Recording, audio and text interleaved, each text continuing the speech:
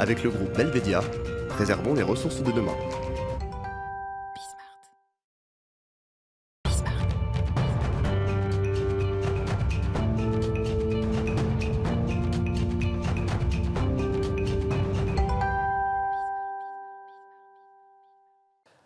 Fenêtre sur l'emploi, notre invitée Isabelle Laurencin de la Fondation Les Amis de l'Atelier. Merci d'être avec nous. Alors, pour ceux qui ne vous connaîtriez pas, la marque en tout cas, c'est intéressant, j'évoquais les ESAT. Est-ce que vous appartenez à ce sigle un peu barbare d'ESAT? Oui. On est bien d'accord. Alors, je vous explique peut-être. La Fondation des Amis de l'Atelier, elle accompagne 3000 personnes en situation de handicap psychique, mental et avec autisme dans 90 établissements et services, sur tous les pans de la vie, habitat, vie sociale, enfance, et entre autres l'insertion professionnelle. Et c'est là, en effet, que nous avons 8 ESAT. Donc ESAT qui veut dire établissements et services d'aide par le travail, qui étaient appelés avant les CAT.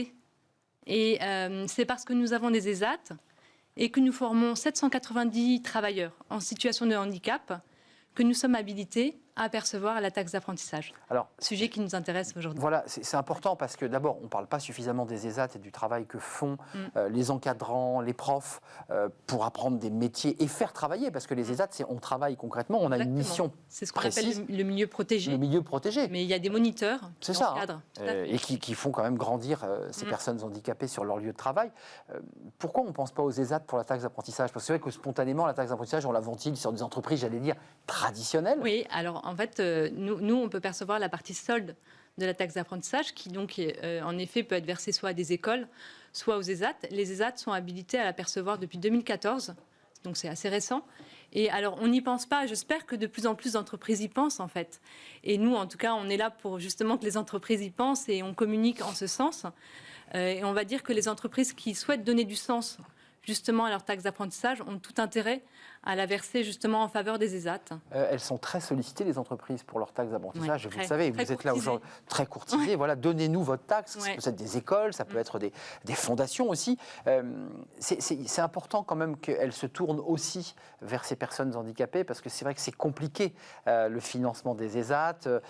C'est important que vous passiez ce message-là aussi aujourd'hui. Complètement, sachant que nous, l'argent qu'on collecte grâce à cette taxe d'apprentissage, elle est exclusivement, bien sûr, dédiée à la formation des travailleurs, sachant que concrètement, qu'est-ce que c'est? Quelles sont nos actions? Oui. On a 3 grands axes. Le premier, qui est les formations de base, telles que l'alphabétisation, les mathématiques, le français, mais aussi l'acquisition de matériel informatique ou pédagogique, toujours dans l'idée de la montée en compétences du travailleur. On a un deuxième axe qui est l'acquisition de matériel professionnel pour des ateliers. Ça a permis l'année dernière, par exemple, d'acheter des machines à coudre pour créer un atelier couture au moment du premier confinement. Pour les masques. Ça a permis de faire des masques, ouais, exactement. Génial. Et nos travailleurs ont ainsi pu découvrir un nouveau métier qui était la couture. On a un troisième axe qui est très important, qui est la mobilité. Alors la mobilité, c'est quoi? La mobilité, c'est la capacité des travailleurs à se déplacer en toute autonomie. Pour donc venir au travail et en repartir. Exactement, pour venir au travail et en repartir, pour se déplacer sur des lieux de chantier, parce qu'on a donc des chantiers d'espace vert dans nos ESAT, mais aussi pour les travailleurs qui voudraient à terme passer en milieu ordinaire. Et c'est-à-dire un jour, le milieu ordinaire, en fait, c'est contrairement à l'ESAT qui est en milieu protégé, c'est une entreprise comme Bismart, par exemple. Et on est salarié. Exactement. Et il y en a qui ont ce souhait. Et le fait de leur donner la capacité de conduire leur permettra d'avoir une meilleure insertion sociale et professionnelle. Donc ça veut dire, pour être concret, cette taxe aussi sert à pouvoir acheter des véhicules qui sont équipés, on l'aura bien compris, et qui coûtent beaucoup plus cher. Tout à fait. Alors justement, grâce à la collecte de la taxe d'apprentissage, on a déjà pu acheter un simulateur de conduite dans un de nos ESAT, alors qu'a été complété par du mécénat, parce que ça n'a pas suffi ce qu'on avait collecté. Pour apprendre à conduire, en fait. En fait, ça apprend l'agilité de la conduite, ça met dans un espèce d'environnement qui ressemble à... c'est virtuel. Exactement. On va acheter cette année 2 véhicules utilitaires pour que justement les travailleurs puissent se déplacer sur le chantier. Et aussi l'objectif, les années qui viennent pour tous nos ESAT, c'est d'aider les travailleurs à passer le permis en leur finançant ce permis de conduire. C'est génial. Ouais. D'un point de vue pratico-pratique, la Fondation des Amis de l'Atelier, il faut aller sur le site. Oui. Non, parce que c'est intéressant pour être concret. Aller sur le site, j'imagine qu'il y a un onglet taxe d'apprentissage. Et il y a dans la rubrique taxe d'apprentissage, il y a toutes les informations. Et alors, pour les entreprises, justement, c'est assez simplifié par rapport à avant. Depuis l'année dernière, les entreprises, elles versent directement le solde de la taxe d'apprentissage aux ESAT. C'est-à-dire que ça ne passe pas par un organisme Et qui collecteur. redistribue effectivement. Et là, du coup, c'est nous qui percevons directement, donc c'est beaucoup plus simplifié.